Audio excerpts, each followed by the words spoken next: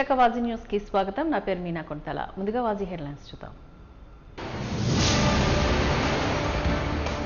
ఆంధ్ర రాష్ట్ర కూటమి సుపరిపాలనకు ఏడాది పూర్తి. ప్రజల సంక్షేమే ధ్యేయంగా రాష్ట్ర పాలన అన్న టీడీపీ నాయకులు.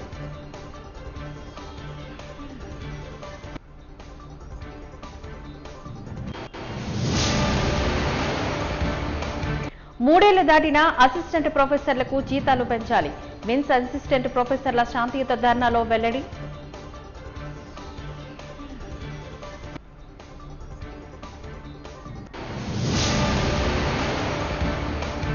ఆంధ్ర రాష్ట్ర దొంగను అదుపులోకి తీసుకున్నట్లుగా నగర పోలీస్ కమిషనర్ వెల్లడి. చోరీ సొత్తుతో విలేకరుల సమావేశంలో వివరాలు వెల్లడించిన డాక్టర్ శంకరప్రతాప్ బాగ్జీ.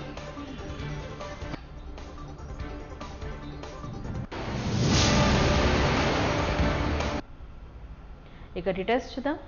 రాష్ట్రానికి రాక్షస పాలన నుంచి విముక్తి కలిగి రామరాజ్యం వచ్చిన రోజు జూన్ 12 అంటూ టీడీపీ విశాఖ పార్లమెంటు నియోజకవర్గ ప్రధాన కార్యదర్శి పొలమరశెట్టి శ్రీనివాసరావు పేర్కొన్నారు. టీడీపీ జిల్లా కార్యాలయంలో ఆయన మీడియా సమావేశంలో పాల్గొని మాట్లాడారు. వైసీపీ ప్రభుత్వ 5 ఏళ్ల విధ్వంసకర పాలనకు ప్రజలు చరమగీతం పాడి సుపరిపాలనకు నాంది పలికిన రోజును రాష్ట్ర వ్యాప్తంగా పండుగ వాతావరణంలో జరుపుకుంటున్నట్లుగా తెలిపారు. అమ్మో జగన్ పాలన అన్న పరిస్థితి నుంచి ఆహా చంద్రబాబు పాలన అని కొనియాడేలా కూటమి ప్రభుత్వం రాష్ట్ర ప్రజలకు సుపరిపాలనను అందిస్తుందని, ఇదే పాలన మళ్లీ మళ్లీ కొనసాగేలా ప్రజలు ఆశీర్వదించాలని కోరారు. చివరగా అహ్మదాబాద్ విమాన ప్రమాద దుర్ఘటనకు చింతిస్తూ 2 నిమిషాల పాటు మౌనం పాటించారు. ముందుగా ఈ ఆంధ్రప్రదేశ్ ప్రజానికానికి ధన్యవాదాలు తెలియజేసుకోవాల్సిన అవసరం ఉంది. ఎందుకంటే ఒక దుర్మార్గమైనటువంటి పరిపాలన నుంచి విముక్తి పొంది స్వేచ్ఛా వాయువులు పీల్చుకుంటున్నటువంటి తరుణంలో నేటికి 1 సంవత్సరం అయినందుకు అందరికీ ధన్యవాదాలు తెలియజేస్తా ఉన్నాం. ముఖ్యంగా ఒక రాక్షస పాలన నుంచి విముక్తి పొంది ఒక రామరాజ్యంలో కడుగుపెట్టినటువంటి తరుణం. ఒక రాముడు లాంటి చంద్రబాబు నాయుడు గారు, లక్ష్మణుడు లాంటి పవన్ కళ్యాణ్ గారు, వారి పరిపాలనలో ఈరోజు సుభిక్షంగా ఈ రాష్ట్రం ముందుకెళ్తుంది. గతంలో మనం చూసాం 5 ఏళ్లు కూడా ఒక దుర్మార్గమైనటువంటి పరిపాలన. రాష్ట్రాన్ని పూర్తిగా ఆర్థికంగా చిన్నాభిన్నం చేసినటువంటి వైనం.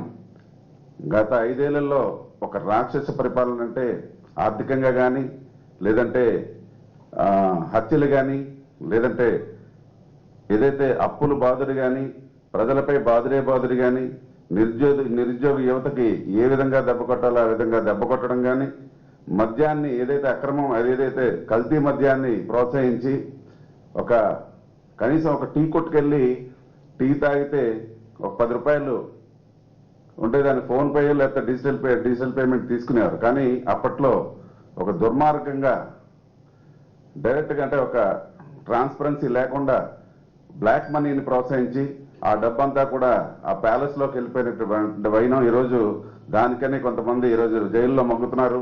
ఆ వేళ్ళన్నీ కూడా ఆ ప్యాలెస్ వైపు, ఆ దొరగారి వైపు చూపిస్తుంది. అదేవిధంగా ల్యాండ్ టైటిలింగ్ యాక్ట్ తీసుకొచ్చి దుర్మార్గంగా ప్రజలను ఇబ్బంది పెట్టే పరిస్థితుల్లో ఏదైతే ల్యాండ్ టైటిలింగ్ యాక్ట్ ని పూర్తిగా కూడా మనం రద్దు చేయడం జరిగింది. పేదవాడికి పట్టెడు అన్నం పెట్టినటువంటి అన్నా క్యాంటీన్లు మూసేస్తే ఎంత ఇబ్బంది పడ్డారో ఆ రోజు ప్రజలందరూ కూడా తెలుసు. మరి ఈరోజు సుమారుగా 203 అన్నా క్యాంటీన్లు తెరవడం జరిగింది. అదేవిధంగా 21 దైవక్షేత్రాల్లో ఈరోజు కూడా మరి ఉచిత అన్నదాన కార్యక్రమాలు జరుగుతా ఉన్నాయంటే అది చంద్రబాబు నాయుడు గారు చలవని ఈ సందర్భంగా తెలియజేయాలి. అదేవిధంగా అనేకమైనటువంటి సంక్షేమ కార్యక్రమాలు ఈరోజు గౌరవ నారా లోకేష్ బాబు గారి నాయకత్వంలో ముఖ్యంగా ఏదైతే డిఎస్సి నోటిఫికేషన్ ఇచ్చి మరి సుమారుగా 16,000 చిల్లర మందికి ఏదైతే ఈరోజు లబ్ధి పొందేటువంటి అవకాశం కల్పించారు.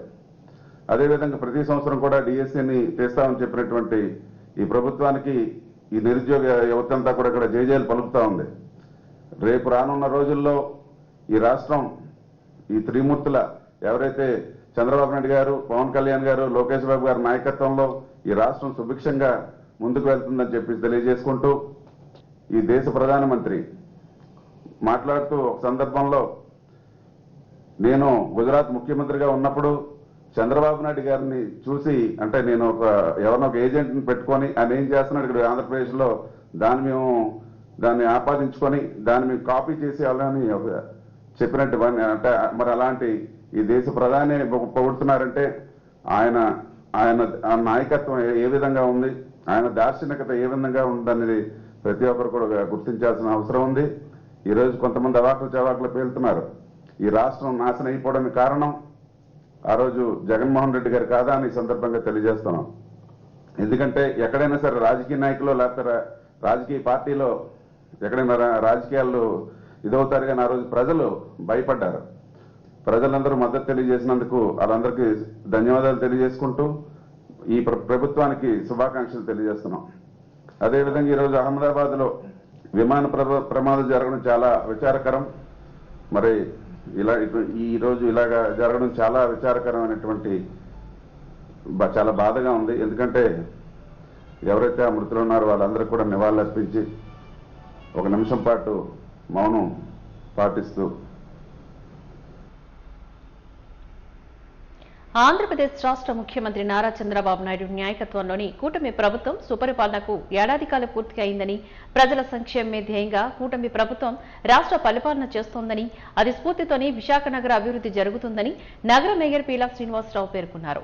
గురువారం ఆయన జీవీఎంసీ ప్రధాన కార్యాలయంలోని ఆయన ఛాంబర్లో రాష్ట్ర ప్రభుత్వం ఏర్పడి ఏడాది కాలం పూర్తయిన సందర్భంగా బీజేపీ, జనసేన పార్టీ ఫ్లోర్ లీడర్లు పలువురు కార్పొరేటర్లతో కలిసి కేక్ ని కట్ చేసి ఆనందాన్ని వ్యక్తం చేశారు.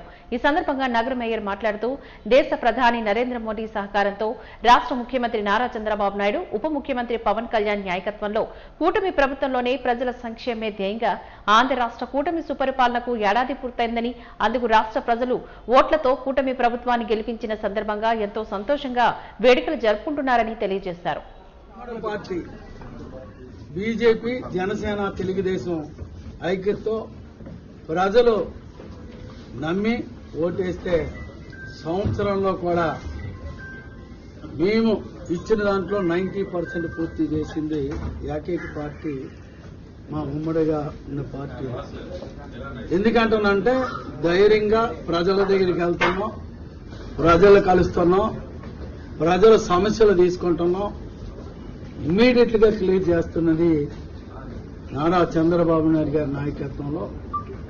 ప్రతిది కూడా పవన్ కళ్యాణ్ గారు కానీ ప్రజల ముందుకు వెళ్ళమని నాయకులు కూడా ఇప్పటికి ఆదేశించడం, నేను మేయర్ అయ్యాక కూడా ప్రతి వార్డు విజిట్కి వెళ్ళి చేస్తున్నాను. ఎందుకంటే చెప్తున్నాను, ఏదైతే వైఎస్ఆర్ ప్రభుత్వం, నేను ఈ నాయకులు చెప్తున్నారు, ఈ కేసుల గురించి మాట్లాడడం, కేసుల గురించి చెప్పడం జగన్ గారు తప్ప, జగన్ గారు చేసేది ఎప్పుడైనా అభివృద్ధి ఆయన 5 సంవత్సరాల్లో చెప్పాడా? నేను ఛాలెంజ్ చేస్తున్నాను. అభివృద్ధి చెప్పే నాయకుడి తెలుగుదేశంలో చంద్రబాబు నాయుడు. అభివృద్ధి చేస్తున్నది ఒప్పుకుంటుంది ప్రజలు. దానికి లేకుండా సత్యబాబు ఎప్పుడు ఏం మాట్లాడతాడో తెలదు, ఏం చేస్తాడో తెలదు, ఏం పని చేస్తున్నారో తెలదు. మమ్మల్ని విమర్శించే శక్తి మీకు లేదు. 5 సంవత్సరాల పెన్షనే పూర్తి ఇవ్వలేన మీ పార్టీ చంద్రబాబు నాయుడు గారు ముఖ్యమంత్రి అయిన 4,000 ఇచ్చిన మా పార్టీకి అంచనాలు వేస్తున్న మీ నాయకులకి సిగ్గుందా అని నేను అడుగుతున్నాను. ఎందుకంటే అన్నా క్యాంటీన్లు మూస్తే అన్నా క్యాంటీన్లు ఓపెన్ చేసాం, పెన్షన్లు ఇస్తున్నాం, ఈవేళ వికలాంగులకు పెన్షన్లు ఇస్తున్నాం, ఏ తల్లికి వందనం కూడా రిలీజ్ చేస్తున్నాం, బస్సులు కూడా 2 నెలల్లో చేస్తున్నాం. మీరు ఏదైతే సిలిండర్లు కూడా మేము ఇస్తున్నాం, దీపం పథకం, ఏది మా ప్రభుత్వం ఇచ్చిన మాటల్లో మీరు మొత్తం ఈ రాష్ట్రాన్ని మొత్తం ఫైనాన్స్ గా ఇబ్బంది పెట్టినప్పటికీ ఈ రాష్ట్రాన్ని ఏ విధంగా ఆదుకోవాలని మోడీ గారి నాయకత్వంలో ఈవేళ రాష్ట్రానికి అభివృద్ధిని నడిపిస్తున్న మా నాయకుడు. ఏ నెలైనా మీరు పెన్షన్లు ఇస్తాడు తాకట్టెట్టుకుంటా మీరు పెన్షన్లు ఇచ్చారా? ప్రూఫులతో మేము చూపిస్తాం. విశాఖపట్నం ఆస్తులు కూడా తాకట్టేటారు మా నాయకులు. ముఖ్యమంత్రిగా అయ్యాక ఎన్డీఏ ప్రభుత్వంలో ఈరోజు పెన్షన్లు అన్ని రిలీజ్ చేస్తున్నంటే ఆలోచన ఉండాలి. మీ కుంభకోణాలు వస్తున్నాయి, కోట్లు మీరు చేస్తున్న కుంభకోణాలన్నీ రికార్డెడ్ గా లోకేష్ బాబు రెడ్ బుక్ అన్నారు. రెడ్ బుక్ కాదు, ప్రజాపాలన బుక్. ఆ బుక్ ద్వారా ఈవేళ ప్రతి ఒక్కరూ దొంగలందరూ బయటకు వస్తే కొంతమంది దొంగలు రాష్ట్రాలు దేశాలు దాటి వెళ్ళిపోయిన మీ దగ్గర ఉన్న పరిస్థితి ఉంటే ప్రజల ముందుకెళ్ళి ప్రజల సభ చెప్పుకున్న మా ప్రభుత్వానికి సంవత్సరం ఈరోజు అయినందుకు అందరూ ఆనందంతో ఉన్నాం. ప్రజలు ఆనందంతో ఉన్నారు, అధికారులు ఆనందంతో ఉన్నారు, రైతులు ఆనందంతో ఉన్నారు. ఏదైతే కార్మికులు ఉన్నారో ఇవాళ ఇసుకది ఫ్రీగా ఉండి ఆనందంగా ఉన్నారు. ఏడాది పాటు రాష్ట్ర ప్రభుత్వం ప్రజల సంక్షేమానికి తూట్లు పొడిచిందని వైఎస్ఆర్సీపీ రాష్ట్ర పార్టీ యువజన విభాగపు అధికారి ప్రతినిధి మహమ్మద్ ఇమ్రాన్ ఆరోపించారు. ఈ మేరకు వైఎస్ఆర్ కాంగ్రెస్ పార్టీ మదిలపాలెం కార్యాలయంలో ఏర్పాటు చేసిన విలేకరుల సమావేశంలో ఆయన మాట్లాడారు. మహిళలు కూటమి ప్రభుత్వంపై అసంతృప్తిని వ్యక్తం చేస్తున్నారని తెలిపారు. ప్రజల్లోని విశ్వాసాన్ని నిలబెట్టుకోవడంలో కూటమి ప్రభుత్వం విఫలమైందని, ప్రతి ఒక్కరూ జగనన్న పాలన కోసం ఎదురు చూస్తున్నారని హితవు పలికారు.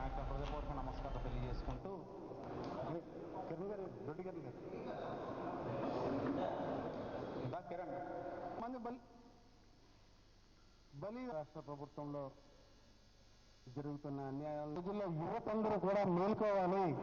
ఇలాగ మన ఆంధ్ర రాష్ట్రాన్ని మేమందరం మీరు తెలుసుకొని ఈ యొక్క మీడియా ద్వారా కాకుండా మనం అందరం కూడా సోషల్ మీడియా ద్వారా ఇవన్నీ ద్వారా వైఎస్ఆర్సీపీలో ఉన్నటువంటి వైఎస్ఆర్సీపీ సోల్జర్స్ అందరికీ అడుగడికి ఈ యొక్క వైన్ షాపులు అలాగే ఈ బెల్ట్ షాపుల వ్యవస్థను తీసుకొచ్చిన ఘనత కూటమి ప్రభుత్వం ఉంది. ఎంతో మంది అక్క చెల్లెమ్మలు ఈరోజు ప్రతిరోజు కూడా ఏంటి ఈ యొక్క రాక్షస పరిపాలన ఎప్పుడు పోతుంది, మా జీవితాలు ఎప్పుడు బాగుపడతాయి, మా జీవితంలో ఇలాంటి విషాద ఛాయలు ఎన్ని రోజులు ఇంకా అని చెప్పేసి ఈరోజు ఎదురు చూసే రోజులు ఉన్నాయి.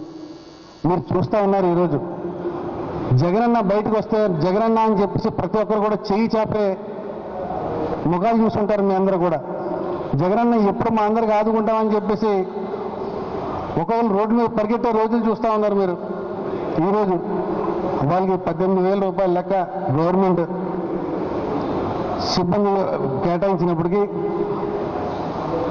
దుర్మార్గమైన పరిపాలన చేసి వాళ్ళు 18,000 లెక్క ఇచ్చిన ప్రతి ఒక్కరికి కూడా తీయడం జరిగింది. అలాగే ఫైబర్ నెట్ అనేది మీ గవర్నమెంట్లో కదా స్థాపించారు. దాంట్లో కూడా 2,000 మందికి తొలగించడం సమంజసమా? వారు 2,000 కుటుంబాలంటే 2,000 కుటుంబాలు అమాంతంగా మీరు రోడ్డు పాలు చేస్తే వాళ్ళ కుటుంబాలు ఏమవ్వాలని చిన్నది ఆలోచించారా? ఒక్కసారి ఆలోచించండి సార్. సీఎం గారు చంద్రబాబు నాయుడు గారు, డిప్యూటీ సీఎం అయినటువంటి పవన్ కళ్యాణ్ గారు పోయి ఒక్కసారి వాళ్ళందరూ అర్థనాదాలు వాళ్ళందరి బాధలు ఒక్కసారి మీరు మీ యొక్క సిబ్బందులను కానీ మీ యొక్క ఆఫీసర్స్ కానీ మీరు వెళ్ళి తెలుసుకోండి. మరీ ముఖ్యంగా వైద్యం పట్ల మన జగన్మోహన్ రెడ్డి గారు చేసినటువంటి విప్లవాత్మకమైన నిర్ణయాలు మీ ప్రజలందరూ కూడా తెలుసు. దివ్యాంగుల హక్కుల సంరక్షణ కోసం మందకృష్ణ మాదిగ తొలి అడుగు తీసుకుని వారి పక్షాన పోరాటాలకు సిద్ధమయ్యారని ఎంఆర్పీఎస్ నాయకులు సురేష్ రమేష్ తదితరులు పాల్గొన్నారు. నేను విశాఖలో వికలాంగుల హక్కుల పోరాట సమితి ఆధ్వర్యంలో ఏర్పాటు చేసిన చర్చా వేదికలో పలువురు పాల్గొని మాట్లాడారు. 2007కు ముందు వికలాంగులు తమ హక్కులను పొందే పరిస్థితులు లేవని, కొంతమంది ఎంఆర్పీఎస్ నాయకుల ప్రోత్సాహంతోని మందకృష్ణ మాదిగ దృష్టికి వికలాంగుల సమస్యను తెలియజేసినట్లుగా పేర్కొన్నారు. భవిష్యత్తులో మరిన్ని పోరాటాలను చేసి వికలాంగులు అనేక సంక్షేమ పథకాలు రూపొందించాలని వారు కోరారు.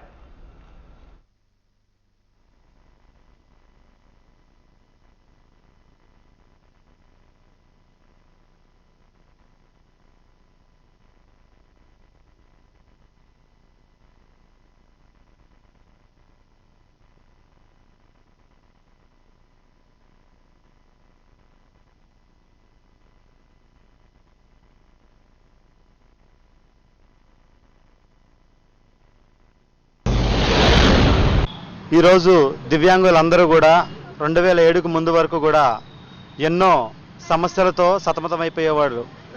వారిని పట్టించుకునే పరిస్థితి, కుటుంబ సభ్యులు కూడా పట్టించుకునే వాళ్ళు కాదు, సమాజం వాళ్ళని హీనంగా చూసే పరిస్థితి. ఎక్కడైనా ఇళ్ళద్దెకి తీసుకొని నార్మల్గా బతుకుదాం అనుకుంటే ఆనాడు 1000-1500 ఉండేటువంటి పరిస్థితి ఇంటద్దే.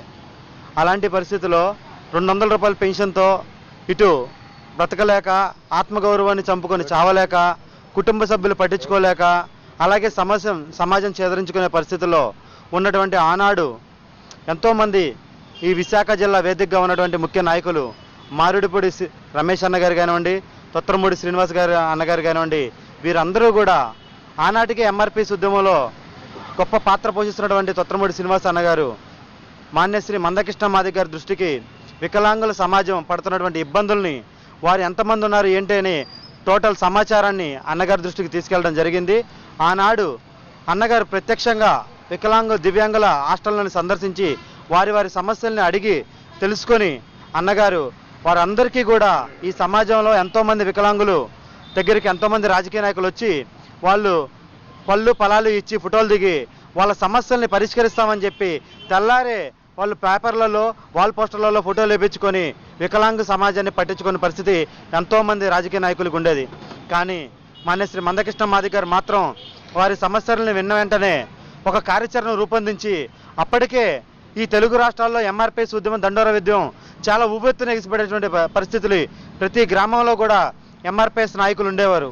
వారందరికీ కూడా ఒక కార్యాచరణ రూపొందించి దివ్యాంగులు ఈ సమాజంలో ప్రతి గ్రామంలో ఎవరెవరు ఉన్నారు వారందరినీ కూడా ఆయన పిలుపునిచ్చినప్పుడు తీసుకురమ్మని అన్నగారు చెప్పడం, అక్కడక్కడ ఉన్నటువంటి దివ్యాంగులందరినీ కూడా లక్షలాది మందిగా ఒక ఏకదాటి మీదకి తీసుకొచ్చి వారందరితో ఒక పోరాటాన్ని అన్నగారు చేయటం వల్ల ఆనాడు 200 రూపాయలు ఉండేటువంటి పెన్షన్లు ఈనాడు మన ఆంధ్రప్రదేశ్లో 6,000 రూపాయలు, తెలంగాణలో 4,000 రూపాయలు వచ్చిందంటే ఆ ఘనత మాన్యశ్రీ మందకృష్ణ మాదిగ గారు అనేది మీ అందరికీ సమన్వయంగా తెలియజేసుకుంటున్నాను. విశాఖ వైద్య విజ్ఞాన సంస్థలో అసిస్టెంట్ ప్రొఫెసర్గా విధులు నిర్వహిస్తున్న వైద్యులకు జీతాలు పెంచడం లేదని ఆవేదన వ్యక్తం చేస్తున్నారు. విశాఖపట్నం విమ్స్ హాస్పిటల్లోని నేడు 9 గంటల నుంచి మధ్యాహ్నం 11 గంటల వరకు తమ మౌన నిరసన తెలియజేశారు. అసిస్టెంట్ ప్రొఫెసర్గా విధుల్లోకి చేరి 3 ఏళ్లు దాటినా 92,000 రూపాయల జీతానికే విధులు నిర్వహిస్తున్నామని, కాంట్రాక్ట్ పద్ధతిలోని ఆంధ్రప్రదేశ్లో పలాస కిడ్నీ హాస్పిటల్లో విధులు నిర్వహిస్తున్న వైద్యులకు దాదాపు 1,60,000 రూపాయలు ఇస్తున్నారని, అదే క్యాడర్కు చెందిన తమకు మాత్రం 92,000 ప్రభుత్వం ఇస్తుందని ఆవేదన వ్యక్తం చేశారు. ఇక పీజీ స్టూడెంట్స్ స్టైఫండ్ ఎక్కువ వస్తుందని అన్నారు. 3 ఏళ్లు దాటినప్పటికీ రెన్యువల్ చేయలేదని, భవిష్యత్తులో పెంచిన జీతాలతో కాంట్రాక్టు రెన్యువల్ చేయాలని విమ్స్ అసిస్టెంట్ ప్రొఫెసర్ కోరారు. అయితే కేవలం ప్రభుత్వ దృష్టికి తీసుకువచ్చేందుకు మాత్రమే 2 గంటల పాటు నిరసన వ్యక్తం చేస్తున్నామని, 11 గంటలకు యథావిధిగా విధులు నిర్వహిస్తామని తెలియజేశారు. రోగులకు ఎటువంటి ఇబ్బందులు కలగకుండా విధులు నిర్వహిస్తామని తెలిపారు.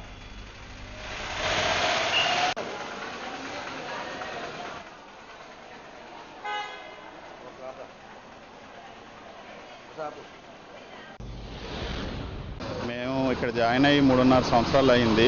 మాకు శాలరీ హైక్ అనేది ఏమీ ఇంతవరకు రాలేదు. లాస్ట్ గవర్నమెంట్లో ఒక ఫైల్ రన్ అయింది శాలరీ హైక్కి.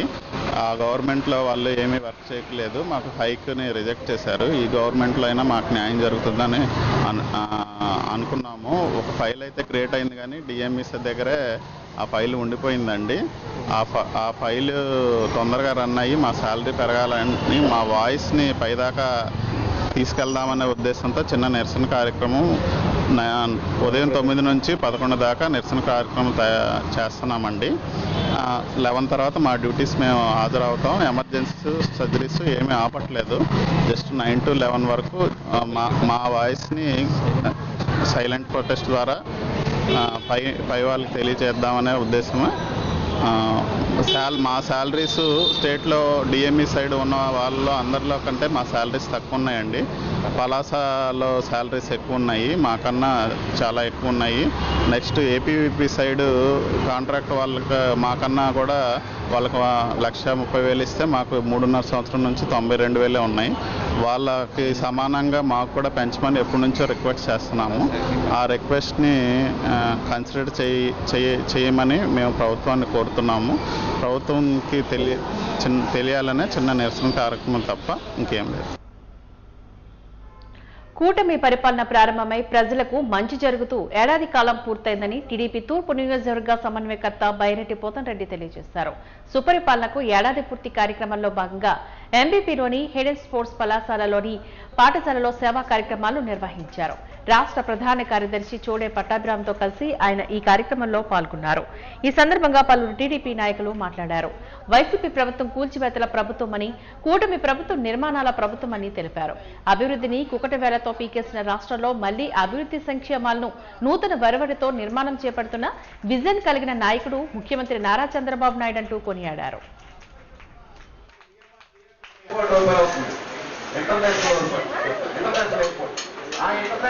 బిల్డింగ్ ఉందో దాంట్లో టాటా సంస్థకి ఒక నుంచి ఐటీ ప్రమోట్ చేస్తాం, ముందుకెళ్తా ఉంది. అమరావతి నిర్మాణం శరవేగంగా జరుగుతుంది.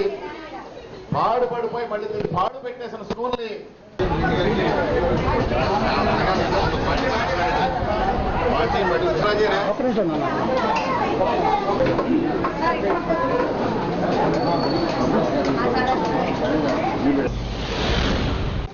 మరి అనేక కార్యక్రమాలు చేపట్టిన కూటమి ప్రభుత్వ విజయానికి సంకేతంగా ఈరోజు ప్రజలందరూ కూడా ఆనందంగా ఉన్నారు. మరి రాష్ట్రం అభివృద్ధి పదంలో ముందుకు నడుస్తూ ఉంది. మరి సంక్షేమ ఫలాలు కూడా, సంక్షేమ పథకాలు కూడా ఆ రోజు ఆయన ఇచ్చిన దానికంటే చాలా ఎక్కువ ఈ ప్రభుత్వంలో ఇవ్వబోతున్నారు. ఎందుకంటే దివ్యాంగులకు ఆ రోజు 3,000 రూపాయల పెన్షన్ ఉంటే 6,000 రూపాయలు చేసిన ఘనత కూటమి ప్రభుత్వం అంది. అలాగే 3,000 రూపాయల ఆ రోజు పెన్షన్ ఉంటే పాత నెల ఒక 2 నెలల ముందు నుంచి కూడా ప్రకటించిన రోజు నుంచి కూడా 1000 రూపాయలు పెంచి 4,000 పెన్షన్ ఇచ్చిన ఘనత చంద్రబాబు నాయుడు గారిది. అలాగా ఈరోజు ఏదైతే సూపర్ 6లో అనుకున్నారో తల్లికి వందనం కూడా ఇవాళ వేయటం జరిగింది. మరి ఉచిత బస్సు మహిళలకు అదొకటే బాకీ ఉంది, అది కూడా ఆగస్టు 15 నుంచి స్టార్ట్ చేయబోతున్నారు. కాబట్టి సూపర్ 6లో కూటమి ప్రభుత్వం ఏదైతే హామీలు ఇచ్చిందో, చంద్రబాబు నాయుడు గారు ఏదైతే హామీలు ఇచ్చారో అన్ని చేసిన ఘనత కూటమి ప్రభుత్వాన్ని. దాని తోడుగా బ్యాలెన్స్డ్గా రాష్ట్ర గత ప్రభుత్వంలో అభివృద్ధి అనే నిదానమే లేదు. అభివృద్ధికి ఏ కోశాన చెంచాడు మట్టి కూడా వేయలేదు. ఒక రోడ్డు మీద గోతులు పెడితే రోడ్లు చెరువుల్లో తయారైన కనీసం ఏ పని కూడా జరగలేదు. మరి ఈ రోజు అభివృద్ధి పదంలో రాష్ట్రం నడుస్తోంది అంటే దానికి కూటమి ప్రభుత్వం ఎంతో శ్రమిస్తూ ఉంది. మరి ఎవరైతే ఉన్న పారిశ్రామికవేత్తలు కూడా ఇక్కడి నుంచి పారిపోయారు, మళ్ళీ వాళ్ళందరినీ ఆహ్వానించి కొత్త పరిశ్రమలు రావడానికి కానీ, అలాగే ఐటీ విశాఖపట్నానికి కానీ, అక్కడ రాజధానిలో కానీ ఇంకో చోట కానీ ఐటీలు వస్తూ ఉన్నాయి ఈ రోజుని. మరి రేపే చంద్రబాబు నాయుడు గారు ఆధ్వర్యంలో ఇక్కడ ఆ టాటా వాళ్ళకి ఇచ్చి ఐటీ ఓపెన్ చేయబడుతుంది విశాఖపట్నంలో.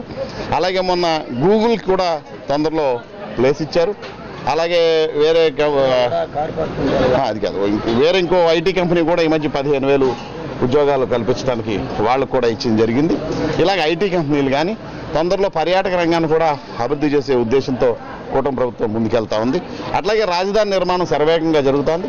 పోలవరాన్ని కంప్లీట్ చేసి మరి ఆంధ్రప్రదేశ్కి జీవనాడైన పోలవరాన్ని కూడా కంప్లీట్ చేయబోతా ఉన్నది. మరి ఇవన్నీ కూడా ఒక ప్లాన్డ్గా, ఒక మంచి సదుద్దేశంతో ఆంధ్రప్రదేశ్ని ఏదైతే ఇంతకుముందు ఆంధ్రప్రదేశ్ వెంటిలేటర్ మీద ఉందో లాస్ట్ గవర్నమెంట్లో, దాన్ని తీసుకొచ్చి దగ్గర పట్టాలు ఎక్కించి మళ్ళీ సర్వతోముఖాభివృద్ధి గావించి విజన్లతో ముందుకు తీసుకెళ్లి ఒక ధీటైన స్టేట్గా, భారతదేశంలోనే ఒక ధీటైన స్టేట్గా నిలబెట్టడానికి ప్రయత్నాలు ఈ కూటమి ప్రభుత్వం. ఏదైతే కూటమి ప్రభుత్వం వచ్చిందో సంక్షేమము అభివృద్ధి దిశగా ప్రయాణం చేస్తూ ఉన్నది.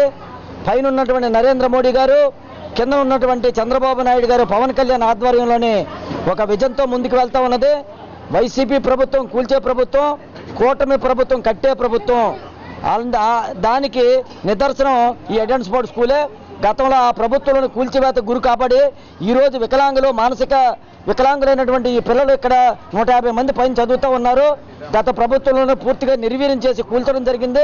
ఈరోజు మా శాసనసభ్యులు వెలపూడి రామకృష్ణ గారు, పట్టాభిరామ్ గారు వచ్చిన వెంటనే ఇమ్మీడియట్లీ ఇది కట్టిన వెంటనే కనిపల్లి శ్రీని గారి ఆధ్వర్యంలోనే ఈ నిర్మాణాలు చేయడం జరిగింది. ఏదేమైనప్పుడు కూడా సంపూర్ణ విశ్వాసం ఉంది. ఏదైతే చంద్రబాబు నాయుడు గారు చెప్పారో ఆ అమలు జరుగుతూ ఉన్నాయి. పెన్షన్ కరెక్ట్గా రావడం జరుగుతుంది. రేషన్ డిపోల్లోని ఫ్రీగా ఇల్లు ఈరోజు రేషన్ తీసుకుంటా ఉన్నారు. ఇది కాకుండా మత్స్యకారులకి ఆ రోజు 10,000 ఉంటే 20,000 ఇవ్వడం జరిగింది. ఈ రోజు తల్లికి వందన కార్యక్రమం ప్రతి ఇంట్లో బిడ్డలు ఎంతమంది అయితే ఉన్నారో అంత 15,000 రూపాయలు పట్టడం జరుగుతూ ఉన్నది. రేపు ఆగస్టు 15 నుంచి మహిళా సోదరిమణులకి బస్సు ఉచిత ప్రయాణం జరుగుతూ ఉన్నది. రాష్ట్రం ఆర్థికంగా ఎన్ని ఇబ్బందులు ఉన్నప్పటికీ కూడా మరి సంపూర్ణ సహకారాలు కేంద్ర ప్రభుత్వం అందిస్తుంది. కాబట్టి ఈరోజు రాష్ట్రంలోని సంక్షేమ అభివృద్ధి ఫలాలు ఈరోజు సరివేగంతో వెళ్తుందని మీ ద్వారా తెలియజేసుకుంటూ ఈరోజు ఈ కార్యక్రమం నిర్వహించినటువంటి కనిపల్లి శ్రీనివాస్ గారికి, మా మిత్రులందరికీ ప్రతి ఒక్కరు కూడా పేరు పేరున ధన్యవాదాలు తెలియజేస్తూ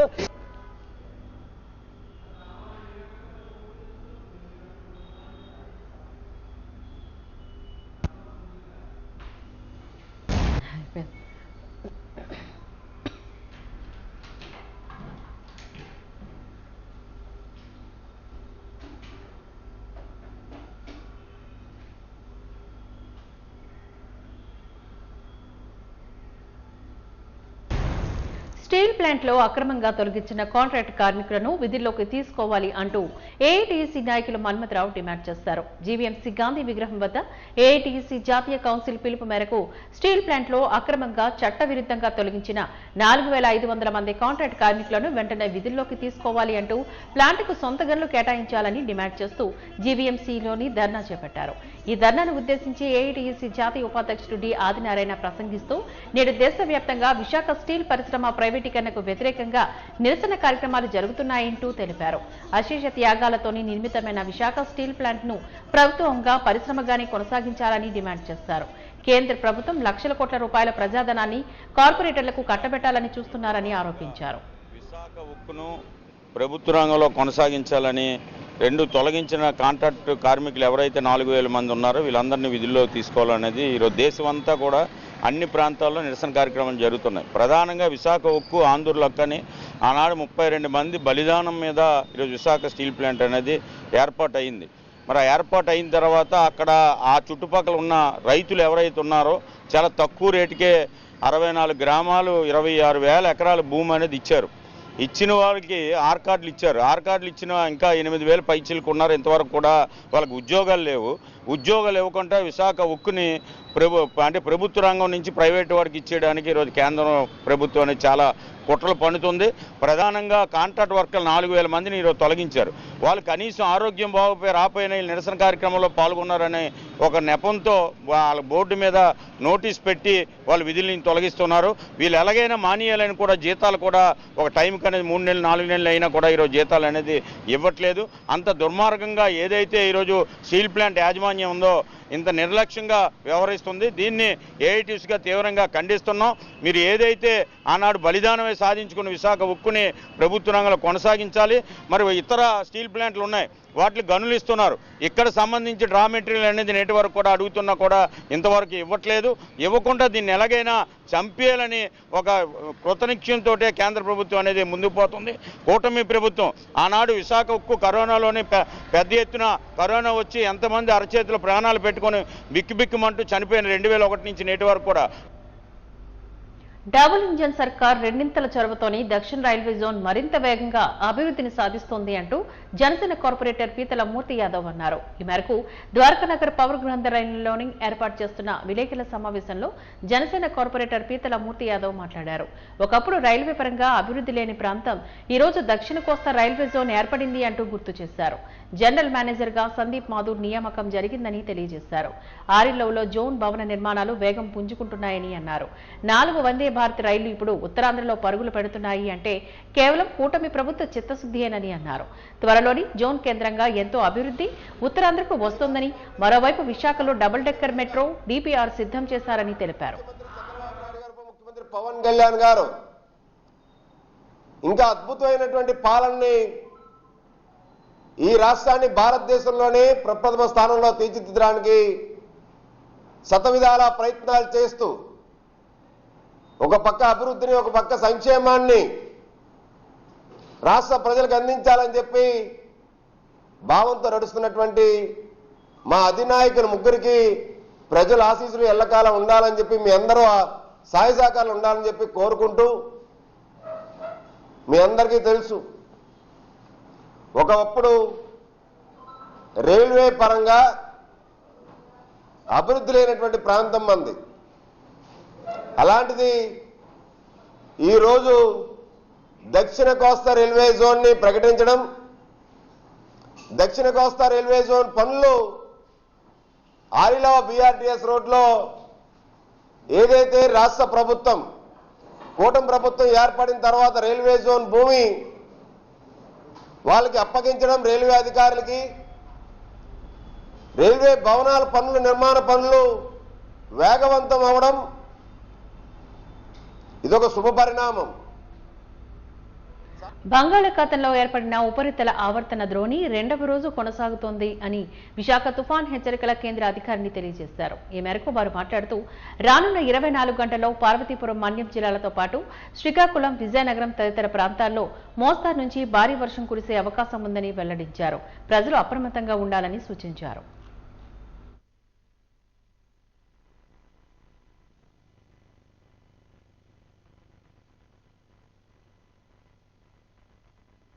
ఆవర్తనం పశ్చిమ మధ్య బంగాళాఖాతం ఉత్తర కోస్తాను ఆనుకొని ఉన్న నిన్నటి ఆవర్తనం ఈ రోజుకి అది కొంచెం లోపలికి వచ్చి ఉత్తర కోస్తా మరియు దక్షిణ ఒరిస్సా రాష్ట్రాల మీదుగా ఆవరించి ఉంది. దీని ప్రభావం వల్ల విస్తారంగా వానలు పడే అవకాశం ఉంది. మనకి కోస్తా ఆంధ్రాలో 1-2 దగ్గరలో భారీ వర్షాలు కూడా పడే అవకాశం ఉంది.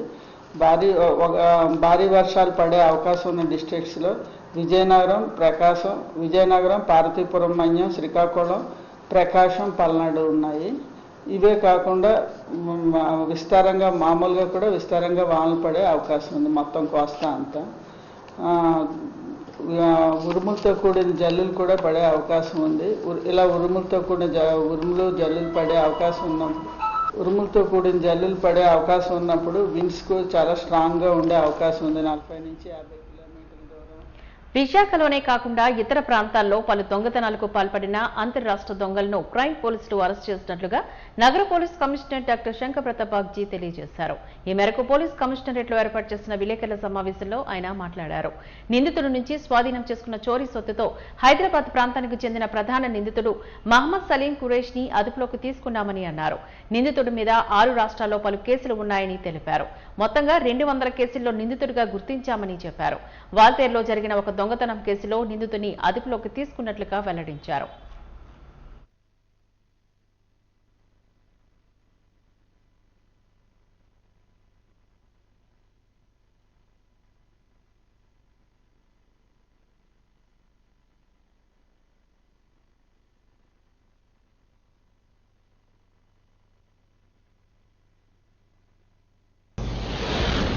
ఈరోజు ఒక నేషనల్ ఇంటర్ స్టేట్ నేరస్తుడు మహమ్మద్ సలీం ఖురేషి, తండ్రి మహమ్మద్ హబీబ్ ఖురేషి, సొంత ఊరు వచ్చేసి హైదరాబాద్, తెలంగాణ. అతన్ని అరెస్ట్ చేయడం జరిగింది. అతనికి 2 అసోసియేట్స్, మయూర్ యాదవ్ అండ్ పఠాన్, ఆ 2 అబ్స్కాండింగ్. సో ఈ వ్యక్తి మన జిల్లాలో లాస్ట్ ఇయర్ 1 అఫెన్స్ చేశారండి శ్రీ టౌన్ పిఎస్లో. ఈ సంవత్సరం 2 అఫెన్స్ చేశారండి శ్రీ టౌన్ పిఎస్లో. అంతా ప్రాపర్టీ రికవరీ అయింది, ఇక్కడ చూపిస్తున్నాం. అది కాకుండా ఒక బండి మనం క్రైమ్ వెహికల్ యూజ్ చేసుకున్నారండి అఫెన్స్ చేయడానికి, అది కూడా రికవర్ చేశాము. దేశంలో 200 కంటే ఎక్కువ కేసెస్ ఉన్నాయి. అందులో మహారాష్ట్రలో 105 కేసెస్, అందులో ముంబైలో 35, పూణేలో 70, ఆంధ్రప్రదేశ్లో 5 కేసెస్, అందులో వైజాగ్లో 3, గుంటూరులో 2, తెలంగాణలో 65 కేసెస్, రాజస్థాన్లో 1 కేసు, గుజరాత్లో 1 కేసు, కర్ణాటకలో, బెంగళూరులో 6 కేసెస్. అందులో ల్యాండ్ మార్క్ కేసెస్ ఒకటి 2001లో ఈ సలీం ఖురేషి ఇంకా కొందరు కలిసి ముంబైలో గ్యాంగ్స్టర్ ఛోటా రాజన్ ఇంట్లో ప్రవేశించి 10 కోట్ల విలువైన బంగారం మరియు వజ్రాల ఆభరణాలు దొంగలించారు. మరి 2012లో రాజస్థాన్కి చెందిన ఎమ్మెల్యే గారి ఇంట్లో కూడా చోరీకి పాల్పడ్డారు. సో టోటల్ ప్రాపర్టీ చూస్తే last year offence 71 gram gold ornament. ఈ సంవత్సరం ఒక కేసులో సిల్వర్ 500 గ్రాములు, ఇంకొక కేసులో బంగారం 220 గ్రాములు, వెండి, 1000 రూపాయలు విలువైన క్యాష్, ఇవన్నీ దొంగలించారని మొత్తం 25 లక్షల విలువైన ప్రాపర్టీ మొత్తం మనం రికవర్ చేశాము. మీరు అందరికీ తెలుసు అనుకుంటా, మనకు సీసీటీవీ ఫుటేజ్ దొరికింది. ఆ సీసీటీవీ ఫుటేజ్ లో క్లియర్ గా అతను కనిపిస్తున్నాడు. అతను 200 పైన కేసెస్ చేశాడు కాబట్టి ధీమా ఎక్కువ, ధైర్యం ఎక్కువ. కాబట్టి చాలా మంది కొత్త నేరాలు చేసేవాళ్ళు ముసుగు ధరించుతారు. అతనికి అది కూడా అక్కర్లేదు. ఇక్కడ మాత్రం ముసుగు పెట్టాము, కానీ ఆఫెన్స్ చేసేటప్పుడు ముసుగు లేకుండా చేస్తాడు. ఎందుకంటే అతనికి ధీమా ఉంది, ఎవరు పట్టుకోలేరని. సో మేము పట్టుకున్నాము. ఏమో వచ్చేసి డైరెక్ట్గా ప్రవేశించి లాక్ బ్రేక్ చేసి దొంగలించి మళ్ళీ అదే రూట్లో వెళ్ళిపోతారు. ప్రికాషన్స్ ఎక్కువ తీసుకోరు. ఓన్ కార్డ్ తెచ్చుకుంటారు, ఓన్ కార్డులో వస్తారు, ఆఫెన్స్ చేస్తారు, వెళ్ళిపోతారు. సో 200 పైగా ఆఫెన్స్ చేసిన వ్యక్తిని నేను ఎక్కువ సార్లు చూడలేదు. సో అందుకే నేను కూడా చూస్తున్నా, మీ అందరికీ కూడా చూపిస్తున్నా. ఆర్థర్ రోడ్ జైల్లో ఉన్నప్పుడు పరిచయం అయింది. ఎందుకంటే ఈ కేసులు మోస్ట్ ఆఫ్ ఆల్ పోలీసు వాళ్ళు ఛేదించారు. అతను లోపలికి వెళ్తారు, కొన్ని రోజులు ఉంటారు, బయటికి వస్తారు, మళ్ళీ ఆఫెన్స్ చేస్తారు. అతనికి జైలు వెళ్ళడం అంటే ఎటువంటి భయం లేదు, ఆఫెన్స్ చేయడం అంటే ఎటువంటి దిగులు పడరు. ఫాస్ట్ ఆఫెన్స్ నేను అనుకుంటా 2000 నుండి స్టార్ట్ చేశారు. లాస్ట్ 25 years నుండి ఆఫెన్స్ చేస్తూనే ఉన్నారు. కన్విక్షన్ జరుగుతూనే ఉన్నాయి. లోపలికి వెళ్తూ ఉంటారు, బయటికి వస్తూ ఉంటారు, ఆఫెన్స్ చేస్తూ ఉంటారు. వాదన్ న్యూస్ ముగించే ముందు ముఖ్యాంశాలు మరొక్కసారి చూద్దాం. ఆంధ్ర రాష్ట్ర కూటమి సుపరిపాలనకు ఏడాది పూర్తి, ప్రజల సంక్షేమమే ధ్యేయంగా రాష్ట్ర పాలన నా టీడీపీ నాయకులు.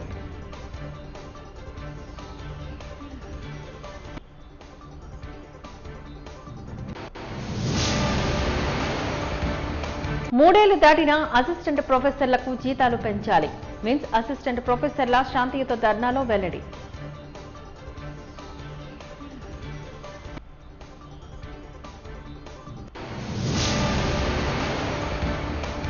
అంతర్రాష్ట్ర దొంగలను అదుపులోకి తీసుకున్నట్లుగా నగర పోలీస్ కమిషనర్ వెల్లడి. చోరీ సొత్తుతో విలేకరుల సమావేశంలో వివరాలు వెల్లడించిన డాక్టర్ శంకర్ ప్రతాప్ బాగ్జీ.